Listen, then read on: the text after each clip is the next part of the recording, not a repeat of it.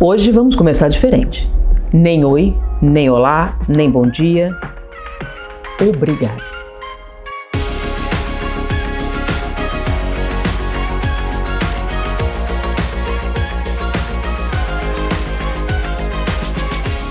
Atingimos 100 mil inscritos.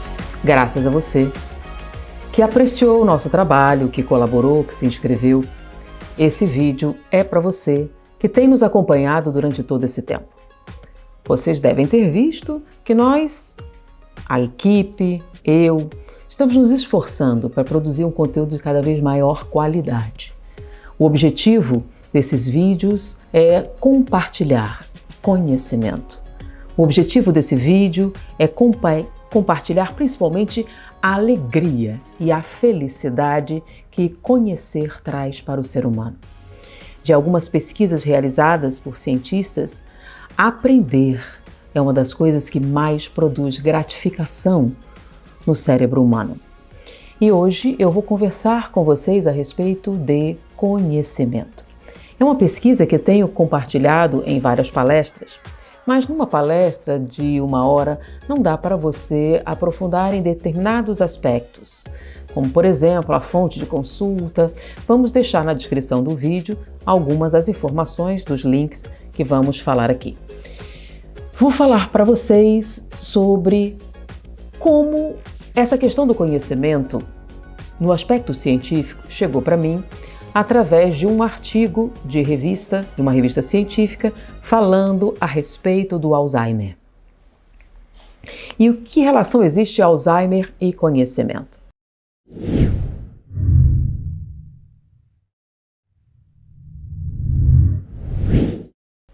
Um fenômeno interessante é que o Alzheimer, ele ataca a sede da memória, o hipocampo, e em determinados casos o cérebro em geral, mas ele parece ter uma afinidade por essa área cerebral. E um dos primeiros sintomas é o comprometimento da memória de curto prazo e que vai se ampliando até que a pessoa se desconecta da realidade dos familiares, e é uma enfermidade que causa um intenso sofrimento não só no doente, mas principalmente naqueles ao redor. Como é o amor da sua vida não te conhecer mais? Quando sua mãe não sabe quem você é.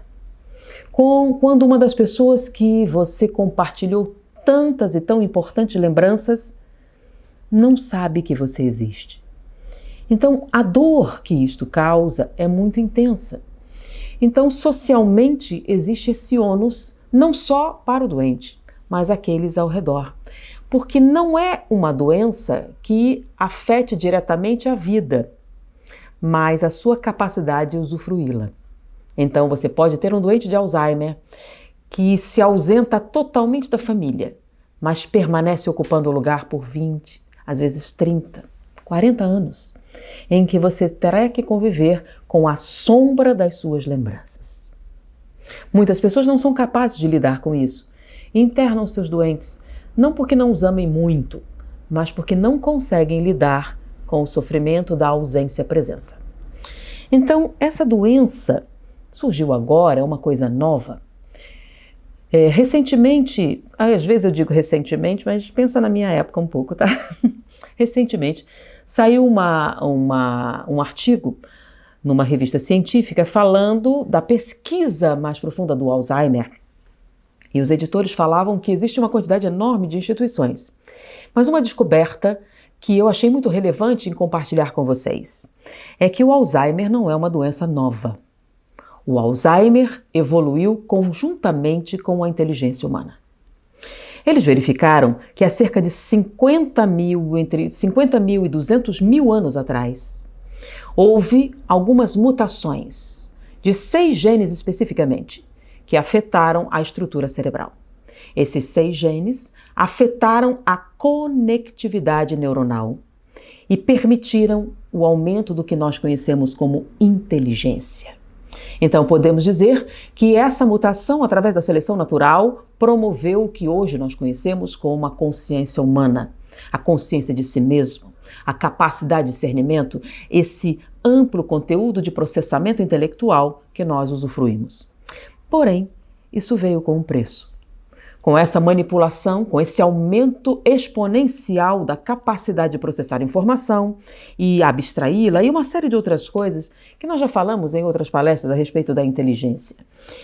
Nesse momento que esses 6 genes permitiram essa capacidade de conexão e deram origem ao que hoje nós conhecemos como redes neurais, ela trouxe em si também um problema.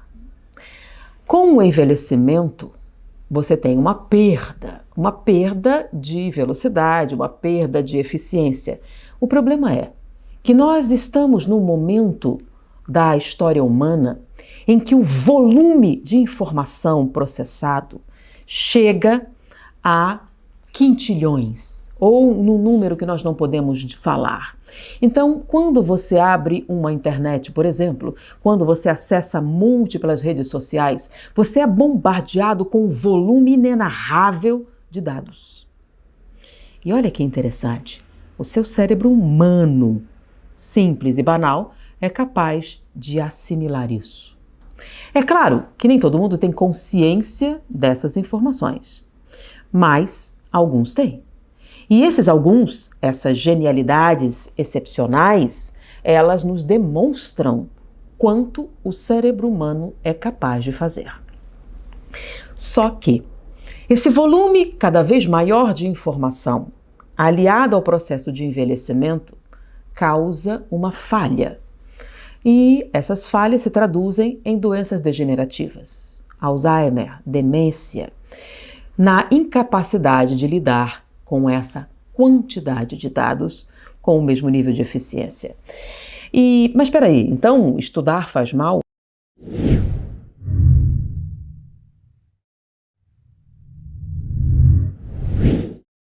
Não é bem estudar. Está mais relacionado com o que nós podemos afirmar como lixo mental. Como assim? Com esse volume tão grande, nós temos também uma grande quantidade de dados que entram, não são totalmente processados e sobrecarregam o sistema. E com a perda de eficiência, você começa a ter falhas metabólicas, falhas de várias origens. Agora, o que me chama a atenção nessa apresentação científica é a questão 50, 200 mil anos, e nós temos referências espirituais a seres que vieram colaborar com a genética humana, né? Civilizações que apareceram e desapareceram e que reencarnaram no planeta para aprimorar ou desenvolver algumas de nossas características. Coincide? Nós estamos num momento também de transição. Como vamos lidar com essa nossa realidade? Alguns não conseguem acompanhar a velocidade com que as coisas acontecem, ou não desenvolveram os chamados válvulas para lidar com esta pressão. Algumas pessoas se perdem no meio da informação, ou não sabem lidar com ela. Nós temos uma colocação de Ouspensky, que eu acho que cabe muito bem aqui. Ouspensky falava sobre os homens fisiológicos, os homens psicológicos, e numa extrapolação, os homens espirituais. Mas o que seria um homem fisiológico?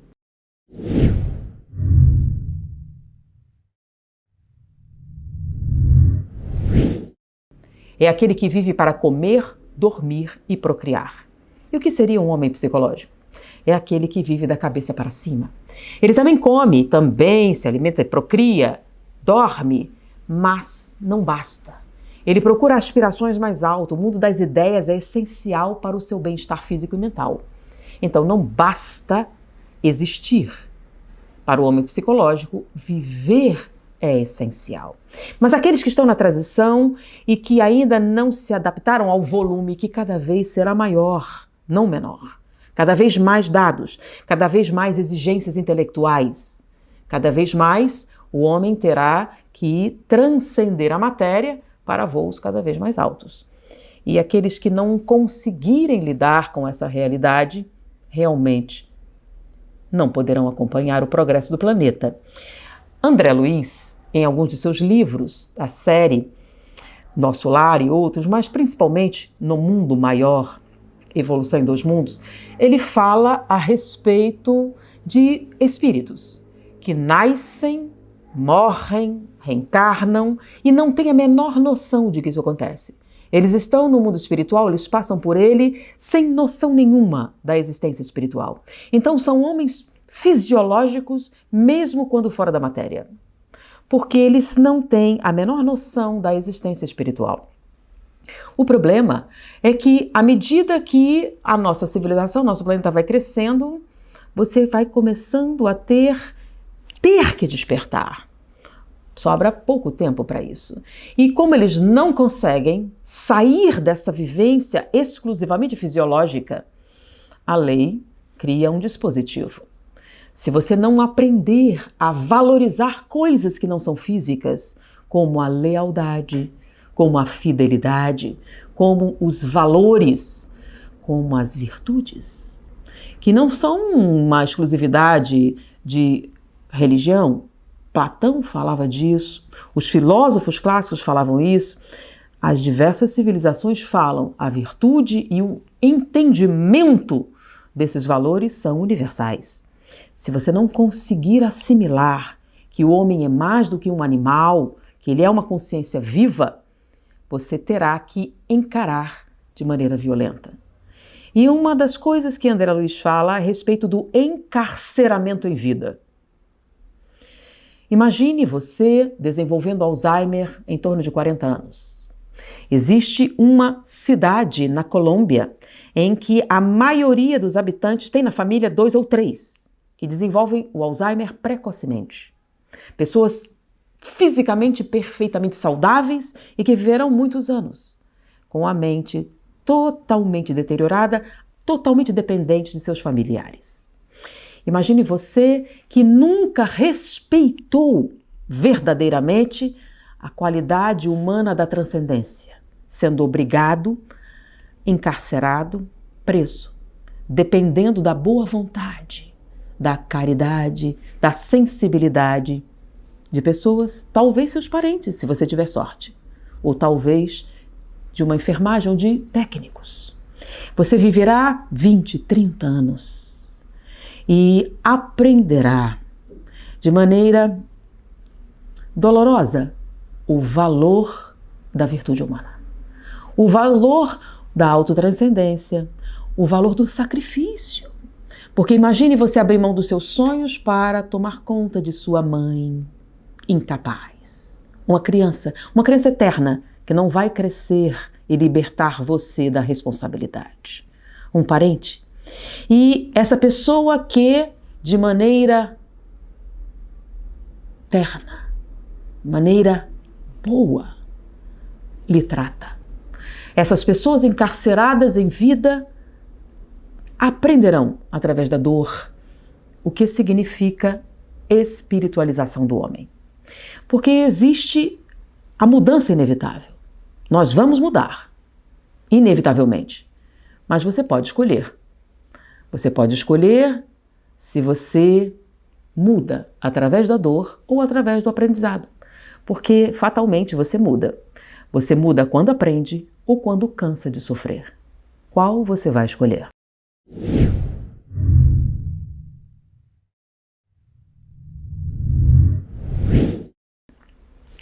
Então, segundo André Luiz, o Alzheimer é um desses encarceramentos vivos para obrigar o homem a valorizar os aspectos espirituais da vida.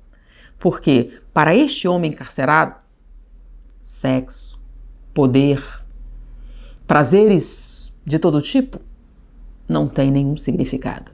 A única coisa que controla o seu destino é a boa vontade e a humanidade de algumas pessoas. Então, o número dessas pessoas encarceradas está crescendo. Segundo os cientistas, é um ônus da inteligência, juntamente com esses 6 genes que lhe permitiram essa capacidade infinita de produção intelectual, veio também esse preço.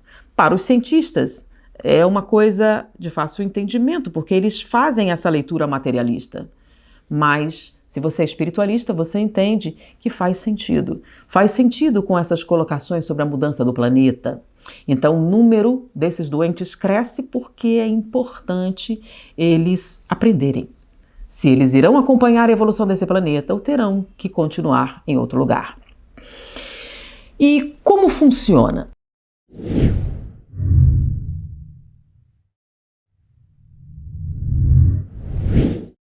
André Luiz fala sobre a sobrecarga do chamado lixo mental, que acontece no cérebro, onde ele descreve a perturbação nas várias áreas cerebrais, descreve aquilo com alguma precisão.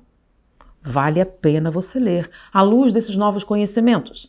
Muitas pessoas abandonaram o livro que lhe parece incompreensível, de uma abstração muito intensa, mas na atualidade, cada vez que eu passo em revista esse material me encanta mais, com a impressionante previsão de descobertas modernas. Então as descrições que ele faz do cérebro, dos seus mecanismos, das áreas, são descobertas recentes, que aconteceram de 2000 para cá. Então André Luiz fala a respeito das áreas, da sobrecarga causada pelo lixo mental. E o que seria lixo mental? As pessoas automaticamente vão para uma área comportamental ou social. Não, o que é lixo mental?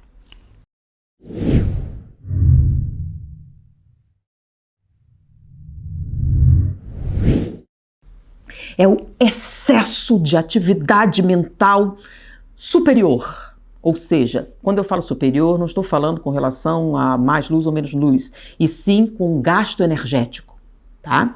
Então, o que a gente chama de atividades superiores, pensamentos superiores, atividade cerebral superior, é aquela que consome uma quantidade maior de energia. Então, estamos falando dos neurônios mais especializados, das conexões mais intensas, e nós pegamos essa área nobre do cérebro, que teoricamente seria muito útil na produção de conhecimento, na produção de ciência, na produção de soluções para os problemas da humanidade, os problemas da ecologia, os problemas da sociedade, os problemas da economia, tantos problemas que precisam de solução. Mas não. Você gasta essas áreas nobres do cérebro, você gasta essa sua capacidade infinita com preocupações. Mas espera aí, a preocupação é uma coisa importante. Olha o nome. O que é uma pré-ocupação?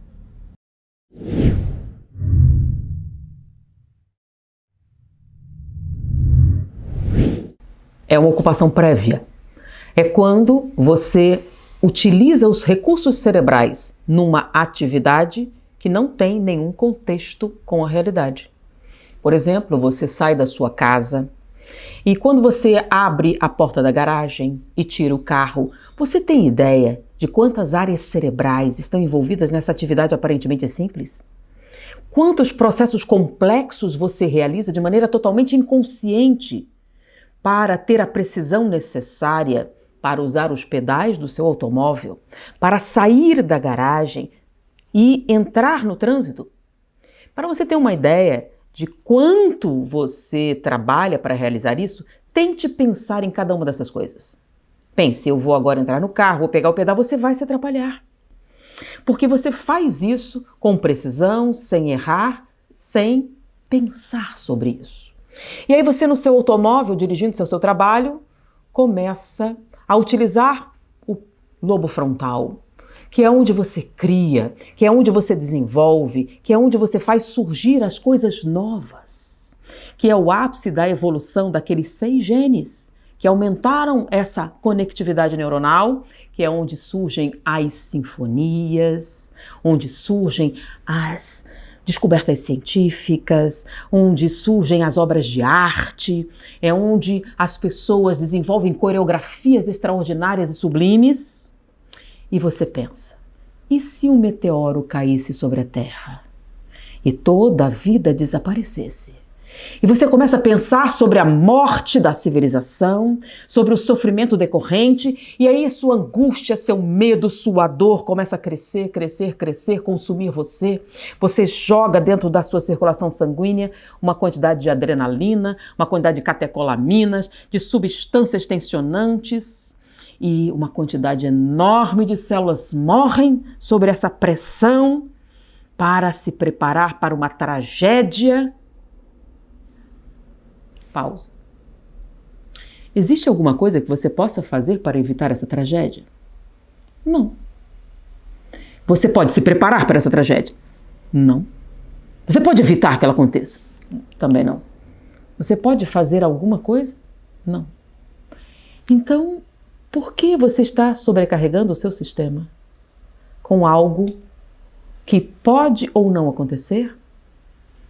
Que pode... Preocupação.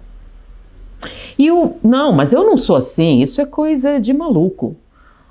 Não, eu não me preocupo com coisas assim que não tem uma possibilidade real. Ah, mas eu me preocupo com as crianças sofrendo na Bósnia.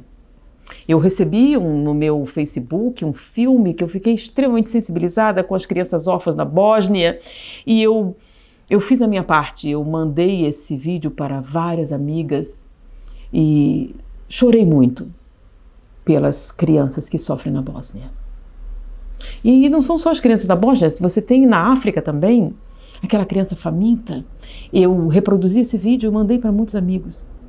E chorei muito quando eu vi essa cena. E compartilhei, porque as pessoas precisam saber. Não, as pessoas precisam fazer algo.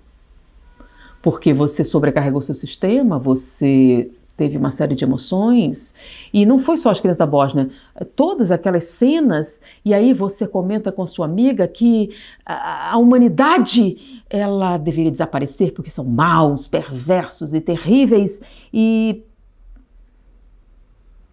sofrem, e fica deprimida, porque, claro que eu ficaria deprimida, são tantas desgraças terríveis, mas... Não, o nome disso é preocupação. O nome disso é lixo mental. Como assim? Eu não deveria? Não, você não deveria se preocupar com as crianças da Bósnia. Como assim? Isso é uma insensibilidade. Você não deveria se preocupar com as crianças da África.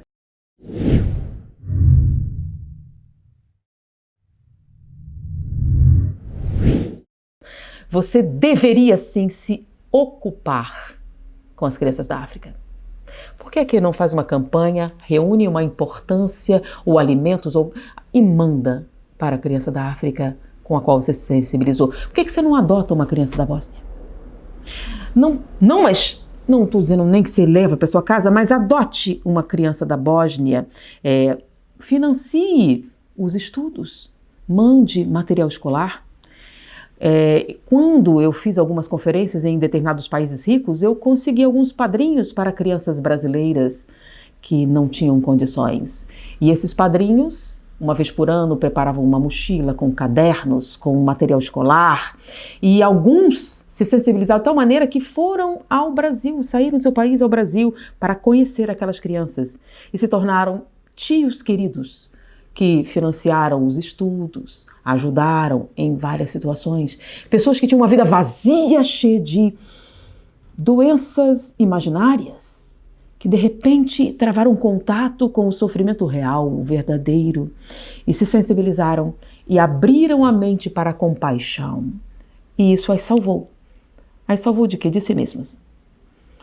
Porque nós estamos acumulando uma quantidade muito grande de lixo mental. Nós nos preocupamos e não nos ocupamos. Não nos ocupamos de atividades reais que realmente façam uma diferença na vida das pessoas. Eu tenho ouvido algumas críticas com relação à justiça social, porque Divaldo pessoalmente adotou crianças. Uma delas que ele retirou de uma lata do lixo coberta de insetos. Abraçou com as suas mãos, banhou, adotou como sua filha e criou até a idade adulta. E não foi a única.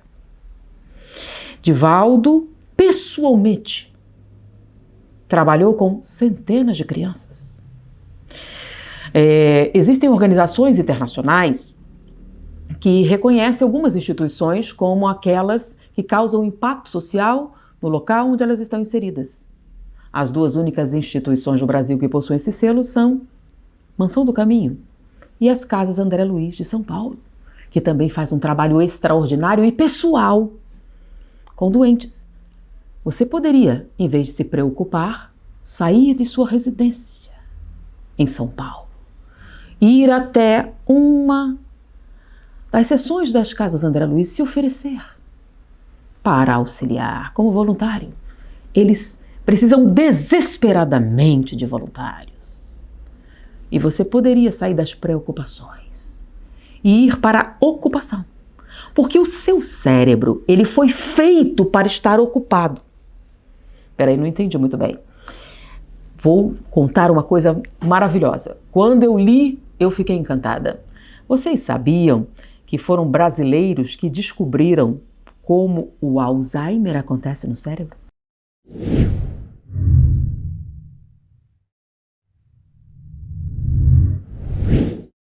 Sim, foi a equipe de Susana Ozel, uma neurocientista reconhecida internacionalmente, ela e sua equipe, com profundos sacrifícios e dedicação, que descobriram como o Alzheimer se processa no cérebro, o que exatamente acontece. E olha que interessante, eles descobriram que as células que estão ao redor do neurônio, as células chamadas células da glia, é que tem um grande impacto nesse acontecimento. São células responsáveis por trabalhar com o lixo celular. Peraí, tem alguma coisa a ver com André Luiz? Preste atenção, vejam-se a analogia. Essas células são responsáveis por retirar o chamado lixo celular. Vamos entender. Lembra que a gente aprendeu na escola sobre energia? Tudo o que nós realizamos é feito utilizando energia. E essa energia que nós obtemos através da alimentação, toda ela vem do sol. Como assim? Nós somos movidos à energia solar. Como assim? Lembra? A plantinha faz fotossíntese de energia do sol, a vaquinha come a plantinha, você come a vaquinha e pega energia. Não, eu sou vegetariano, não importa, você pegou a energia do sol por vias indiretas. Então nós processamos essas moléculas altamente energéticas, nós a queimamos e produzimos a energia. Então nós temos um combustível que é queimado. Como assim queimado? Exatamente como eu falei, queimado. Então, através da respiração celular, nós pegamos essas moléculas energéticas, na presença do oxigênio, e toda queima produz resíduos. Então, a célula, ao queimar o combustível, produz um resíduo. E esse resíduo, ele tem que ser eliminado. Acontece que todas as células produzem resíduo, só que as células neuronais são diferentes. Por que elas são diferentes? Porque o trabalho que elas realizam, nenhuma outra célula é capaz de fazer. E essa intensa atividade tem um ônus. Vamos imaginar que você faz churrasco para 3 pessoas. De quanto carvão nós estamos falando? Então eu não sei como se faz churrasco, mas imagine aí, churrasco para 3 pessoas, quanto carvão, quanto lixo. Não são para 3 pessoas. Um churrasco para 100 pessoas. É a mesma quantidade de carvão? Não, obviamente. Quanto lixo a mais um churrasco para 100 pessoas vai fazer um churrasco para 3? Então imagine que a célula que está na sua camada subcutânea usa energia, queima combustível, e esse combustível equivale a um churrasco para 3 pessoas. O neurônio é um churrasco não para 100, para 1000 pessoas. Quando você tem um grupo de neurônios trabalhando junto para processar uma equação matemática, estamos falando de churrasco para 5.000, 10.000 pessoas. E isso produz uma quantidade muito grande de resíduos.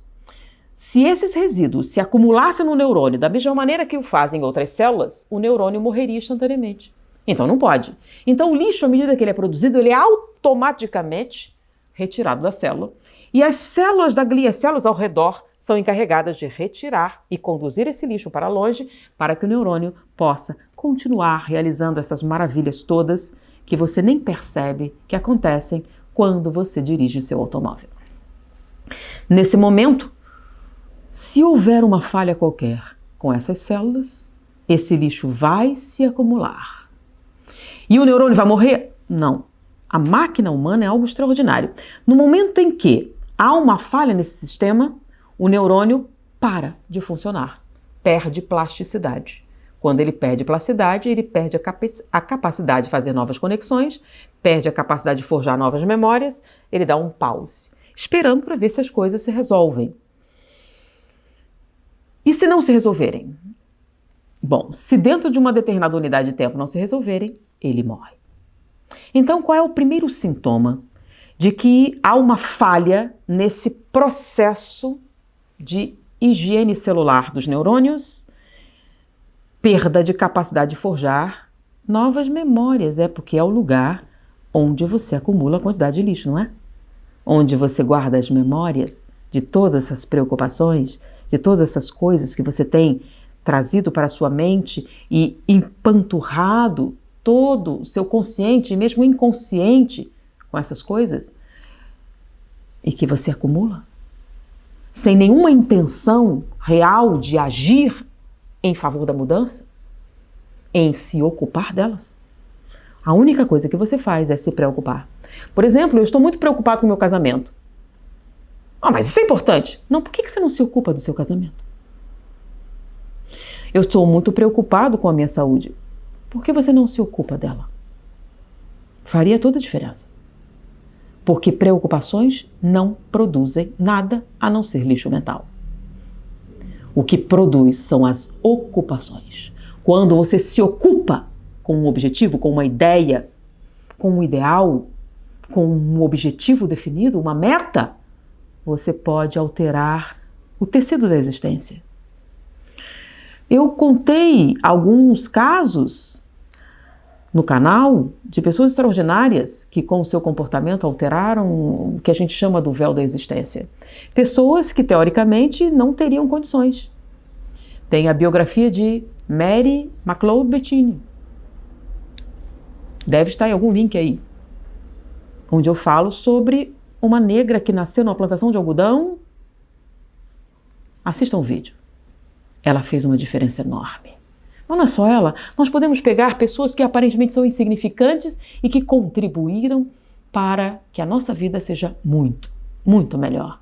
E algumas delas, apesar de algumas pessoas tentarem desconstruir esses heróis, o fizeram por amor à arte, por amor à ciência, por amor ao conhecimento, por amor a tudo que é bom, tudo que produz, tudo que causa alegria. Pessoas assim existem. Pessoas que dedicam sua vida ao bem-estar verdadeiro do próximo, que põem as suas mãos a serviço da humanidade.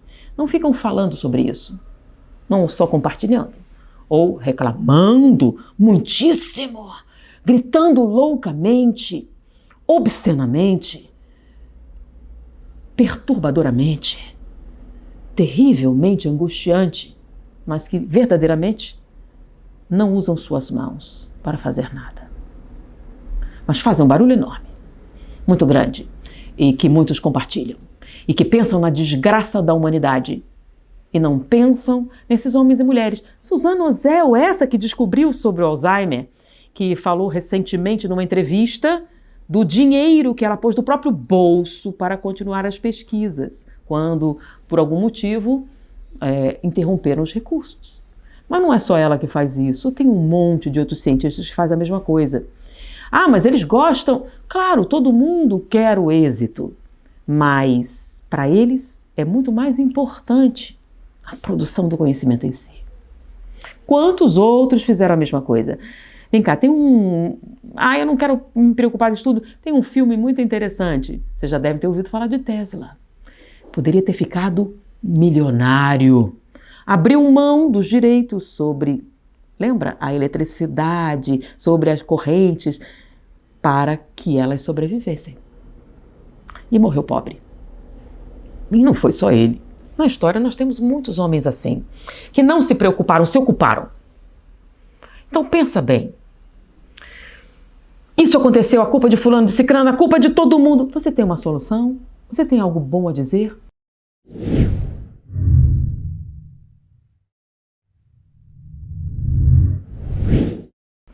Um espírito amigo disse algo excelente.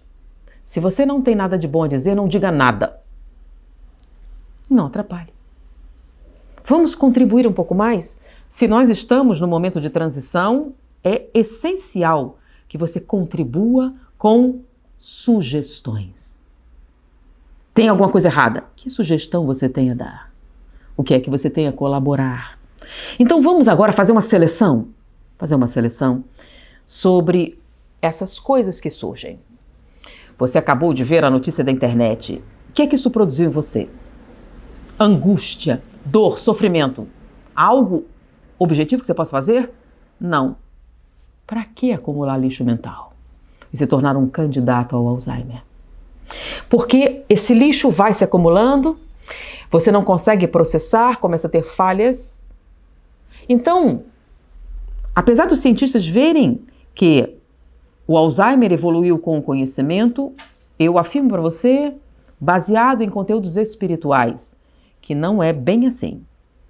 Não é o conhecimento que causa o Alzheimer, é o lixo mental.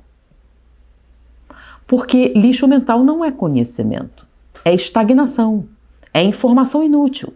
Você acumula coisas, mas não produz. São dados sem utilidade. Conhecimento é o emparelhamento de informação com o objetivo de produzir uma coisa nova, criativa, chamada ideias. Criatividade, construção. E foi essa herança que esses espíritos que vieram para o nosso planeta colaborar deixaram.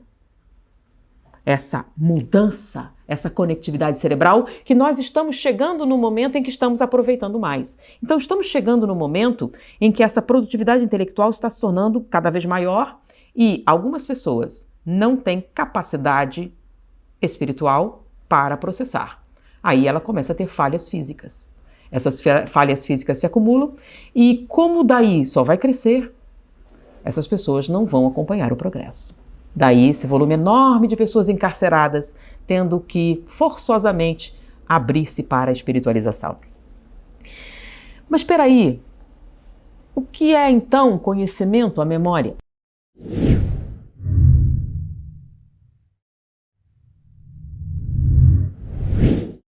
Vou falar mais uma coisa sobre o Alzheimer. Nós temos duas pessoas com a mesma lesão. Um é totalmente incapaz e o outro ainda é funcional. Mas peraí, o Alzheimer não destrói a memória? Sim, ele destrói o que a gente chama de memória física, dados isolados, ele destrói sim. Então, por exemplo, matemática. O que é necessário para você resolver uma equação matemática? Você precisa saber como fazer isso, tipo, você tem que entender a multiplicação, a divisão, aquelas coisas todas, né? Que lhe permitem fazer isso. Verdade. Então, se você tivesse Alzheimer e o Alzheimer destruísse esses dados, você se tornaria incapaz de resolver equações matemáticas, correto? Teoricamente, sim.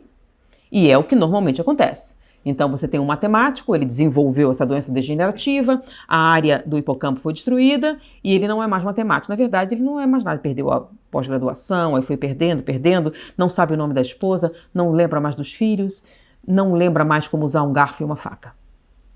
Ele tem que ser alimentado. Mas, isso normalmente acontece. E se você monitora, é isso que acontece. Porque se você pega um matemático funcional e avalia a atividade cerebral, você vai ver que ele usa o hipocampo e a memória para fazer o processo intelectual. É claro que o lobo frontal é que faz o processo criativo, mas os dados utilizados básicos vêm do aprendizado do hipocampo. Logo, se você destruir isso, você se torna incapaz.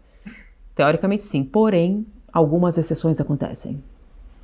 Alguns pacientes com a mesma lesão não são incapazes de realizar equações matemáticas. Ainda são funcionais, ainda são capazes em muitos sentidos.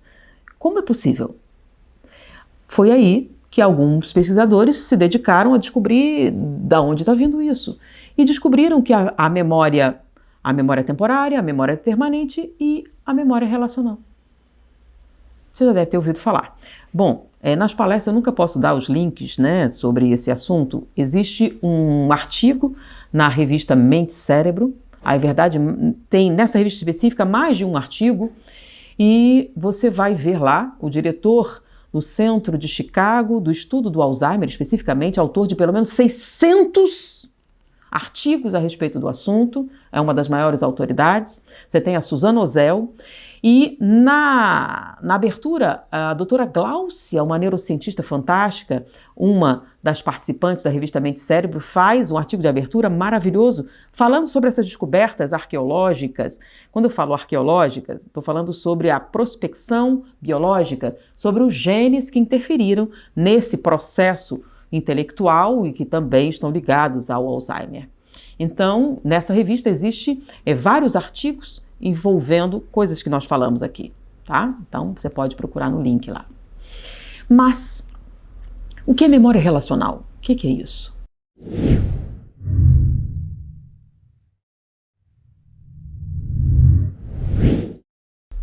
A memória temporária a gente entende. Lembram? É aquela que falha quando você tem excesso de lixo mental e não consegue lidar com a quantidade. Então você para a plasticidade. Então a memória recente, aquela coisa nova. A memória permanente é aquela que, uma vez repetida, cria uma rede neural com conexões específicas, fortes e permanentes, estáveis, e que duram a longo prazo. E o que é memória relacional, então? Essa era uma coisa diferente e difícil de precisar, porque a memória relacional não vem de uma rede específica, não vem de uma associação de neurônios. Essa estrutura, ela foi incorporada à estrutura do cérebro em geral. Como assim? Deixa eu falar de uma coisa parecida. Por exemplo, o que é um reflexo? Um reflexo é uma resposta automática que não envolve processos intelectuais nem de consciência. É um processo automático. Você não precisa pensar para isso acontecer. Existem reflexos que nascem com você, o reflexo da deglutição e alguns outros, mas existem alguns reflexos que você desenvolve no seu dia a dia. Por exemplo, quando você aprende a dirigir. No início, você tem muitas dificuldades. Imagine que você acabou de receber sua carteira e vai passear com o seu namorado e uns amigos, e aí você está dirigindo, sua carteira novinha. E aí seu namorado fala qualquer coisa, cala a boca, eu estou dirigindo. E agora aperta a embreagem, agora faz isso. Você tem que pensar em tudo, tem que fazer. Tem que prestar uma atenção enorme, porque se desvia a atenção, alguma coisa errada acontece. 10 anos depois, está muito diferente. Primeiro, o namorado já é seu marido, atrás, em vez de amigos, tem 3 crianças, você está na hora do rush, levando as crianças na escola, e elas estão brigando, e você virou para trás e daqui freou. Você pensou alguma coisa? Não. Por que você freou? Por causa de um caminhão. Só que tem um detalhe, você não está dirigindo, você está no carona. Por que você freou? É um reflexo. E todo mundo que dirige, quando vê um caminhão na sua direção, faz o quê? Freia. Vai que ajuda, né? Mesmo que você não esteja dirigindo. Doentes de Alzheimer também freiam. É um reflexo. Ele não pensa sobre isso, ele não lembra sobre isso. Por que ele freia? Porque um caminhão está vindo na sua direção e ele tem um reflexo. E vários outros reflexos existem no cérebro e esse doente ainda possui, mesmo com que as áreas da memória não existam mais. Existe um outro artigo interessante na revista American Science falando sobre a incrível visão dos cegos. Como assim? Cegos que não veem nada, porque eles têm uma lesão no cérebro, não enxergam, mas não tem ambiente. Se você joga uma bola de tênis, ele desvia. Não vê, mas percebe. Peraí, como isso é possível? Leia o artigo, é fantástico, maravilhoso. Então, como é que a memória relacional surge? Você cria esses reflexos, que podem ser sequências de movimentos, podem ser sequências de aprendizados, podem ser... Tem um filme interessante na internet recentemente sobre uma bailarina idosa. Quando alguém põe a música para tocar O Lago dos Cisnes e ela começa. Alzheimer, lesões cerebrais, incapacidade. E quando a música toca, ativam esses reflexos. E você começa a ver aquela beleza. É um lindo filme, vou deixar no link na descrição. São memórias relacionais. Mas peraí, como é que surgem essas memórias? É só estudar muito balé?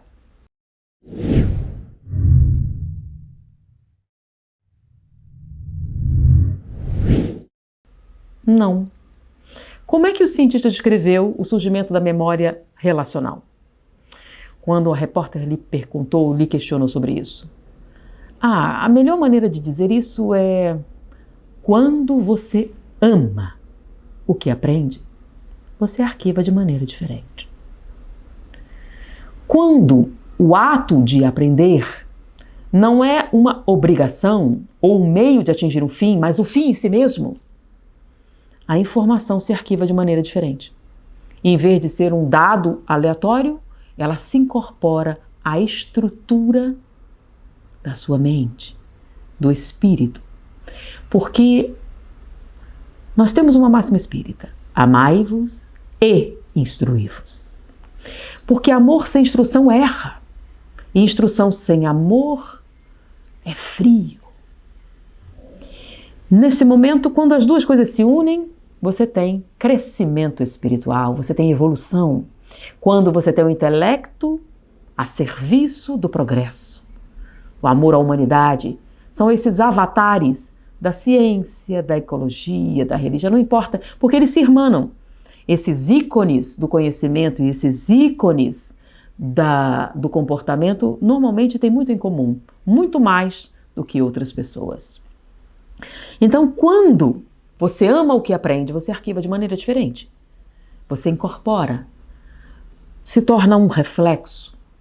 Mesmo que o Alzheimer destrua algumas células e dados, permanece o reflexo do aprendizado, do conhecimento, porque ele faz parte de você. Nem o Alzheimer, nem a morte podem tirar de você aquilo que lhe pertence.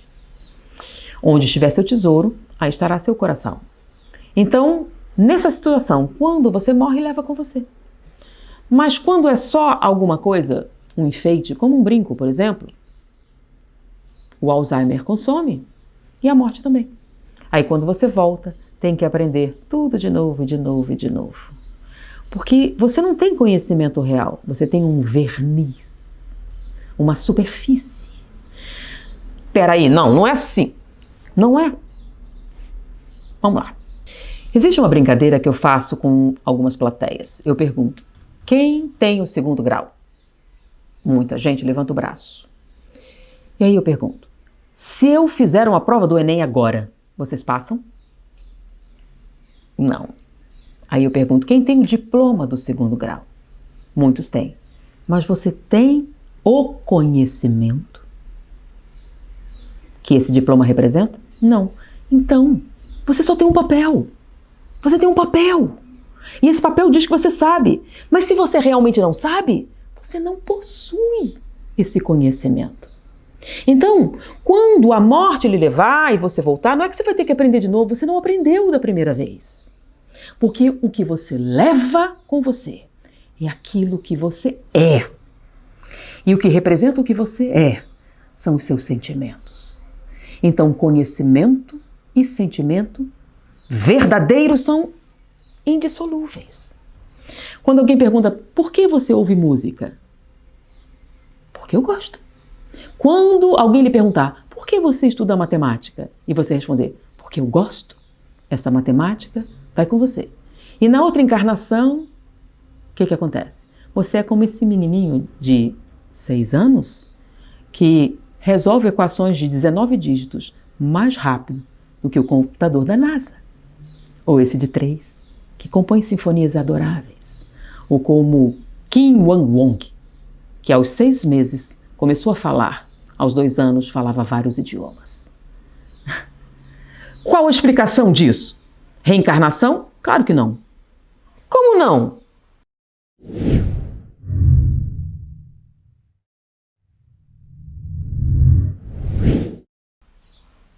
Muitas pessoas falam que quem estudou muita matemática... Não, não é isso.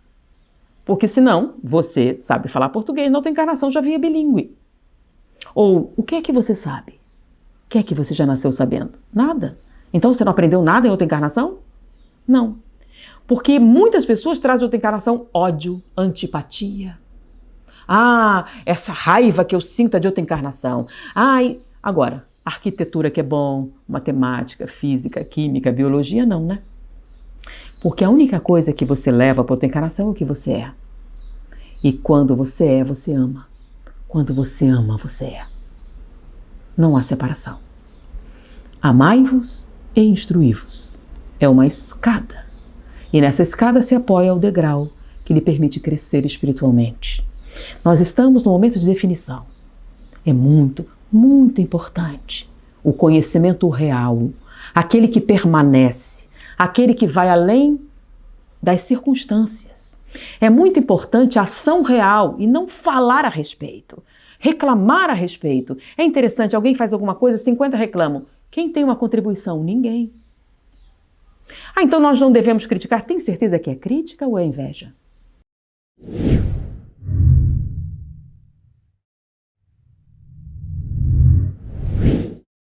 Nós falamos de inveja, tem um vídeo aqui.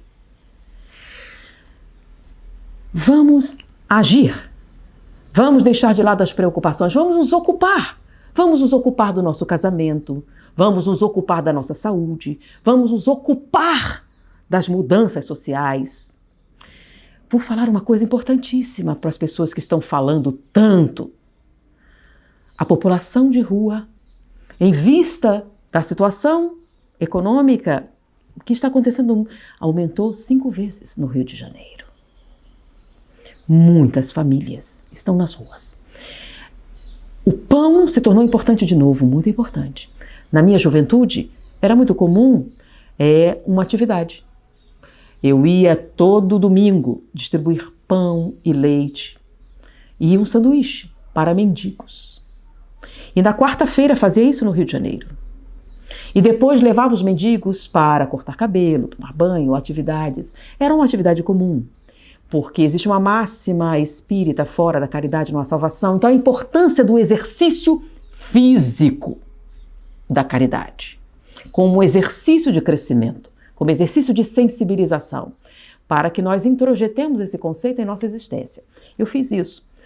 E um tempo atrás, conversando com um jovem, não tem mais essa ação, porque o governo assumiu muitas coisas. Existem pessoas agora, nesse momento, que estão com fome.